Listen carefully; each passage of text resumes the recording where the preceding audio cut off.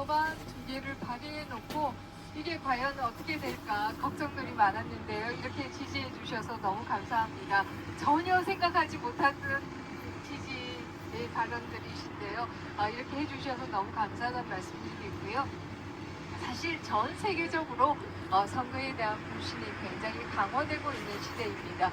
특히 우리나라에서도 2020년 총선 이후에 다양한 불신들이 있었고요. 특히 2022년 대선의 경우에는 송파구에서 6시경쯤 갑자기 3만 표가 없어지는 일도 있었습니다.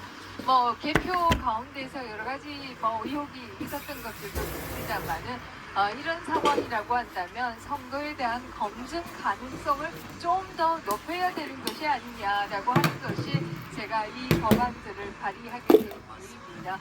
첫 번째는 우리 선거제도가 검증 가능하지 않다라고 생각하는 이유는 첫 번째는 사전투표에 명부가 없다라고 하는 것입니다.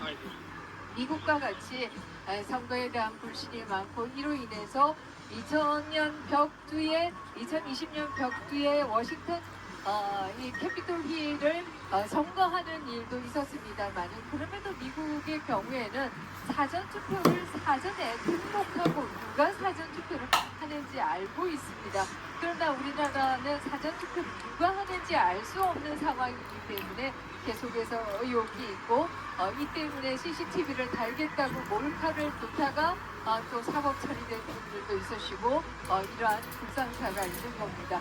그렇다고 한다면 이제는 사전투표 제도가 아니라 과거의 부재자 투표처럼 내가 부재자 투표한다라고 하는 등록을 하고 그 사람에 한해서 부재자 투표를 할 수 있도록 하는 것이 바람직하지 않느냐라고 하는 게 제 법안의 가장 핵심적인 것이고요.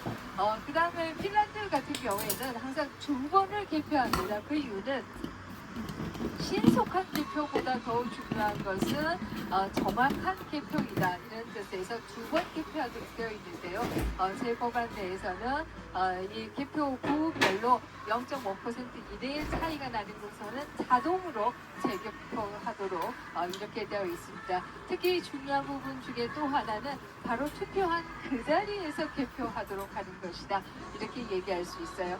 우리가 2020년 총선의 경우에도 일부 분들이 투표 용지를 옮기는데 막 뛰어가서 이 투표 용지가 대표된 거 맞아요? 막 이렇게 얘기하니까 문제는 있었는데요. 이것들이 다 그날 그대로 개표하는 것이 아니고 이 투표 용지를 옮겨서 개표하다가 보니까 생기는 일이다. 이렇게 얘기하겠습니다. 좀 더 정리해서 말씀드리면 전 세계의 투표 시스템은 크게 보면은 대만이나 프랑스와 같이 아예 사전 투표제도 하나도 없고요. 대만이나 프랑스는 부재자 투표제도도 없습니다. 프랑스는 인구가 우리보다 훨씬 많아요.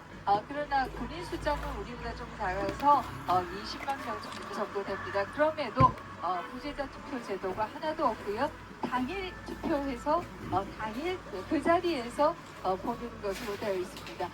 이렇기 때문에 대만이나 프랑스의 경우에는 전 세계적으로 투표에 대한 불신이 높아지는 것에 반해서 비교적 그래도 불신이 나오지 않는 것이다. 이렇게 얘기되고요. 미국은 물론 사전투표제도 있습니다. 그럼에도 미국의 경우에는 우편투표도 사실 개표할 때 그 사람이 등록한 사람이 맞는지 아닌지 그 서명까지도 확인하는 체제를 가지고 있습니다. 그러나 우리의 경우에는 당내 사전투표는 누가 투표했는지도 사실 잘 모르고 관내의 경우에도 그때 그게 제대로 온 게 맞는지 확인하는 시스템이 없습니다. 그래서 이런 것들을 좀 더 검증 가능하게 하는 것이 제 첫 번째 법안의 주요 내용이 되겠고요. 두 번째는 지금 우리나라는 상권 분립 제도를 가지고 있습니다. 그래서 입법, 행정, 사법이 다 분리된 나라예요. 그런데 선거 관리는 행정에 해당하는 기관입니다. 그럼에도 선거 관리를 하는 선관위의 장은 법원의 대법관이 하도록 이렇게 되어 있습니다. 이것은 행정기관이 머리는 법관의 사법부의 머리를 가지고 있는 것이어서 이것은 상권 분립의 원칙에 맞지 않는다라고 하는 얘기를 드릴 수가 있고요. 더 중요한 것은 바로 대법관이 비상임이기 때문에 우리가 지난 선거에도 노정희 총괄위원장이 그 투표가 속구리 투표가 일어났음에도 불구하고 출근도 안 하는 이런 상황들이 벌어졌습니다. 그래서 이제는 선관위원장은 상임으로 가야겠다라고 하는 게 주된 내용입니다. 그래서 헌법에서는 이 대법원장과 대통령과 국회가 선관위원을 3분의 1씩 추천하도록 되어 있습니다. 그러나 헌법에서 대법관으로 추천해야 된다라고 하는 부분은 없어요.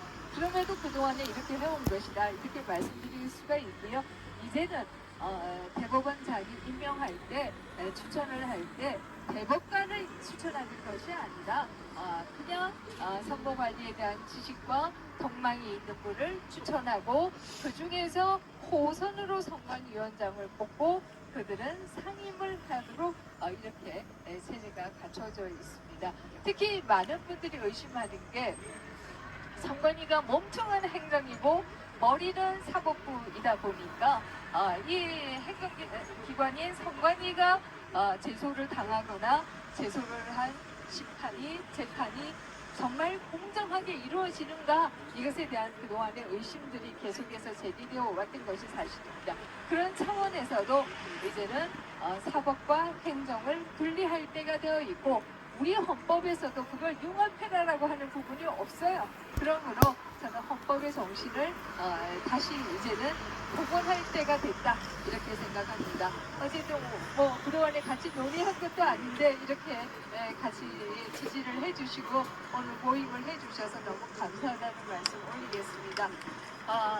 이재명 대표가 깜빵 가는 날 혹시 정치개혁의 문이 열리지 않을까 그걸 기대하면서 저희가 소수당입니다만은 그럼에도 그날을 기대하면서 정치개혁의 문이 열리길 기대하면서 법안을 제출했습니다. 감사합니다.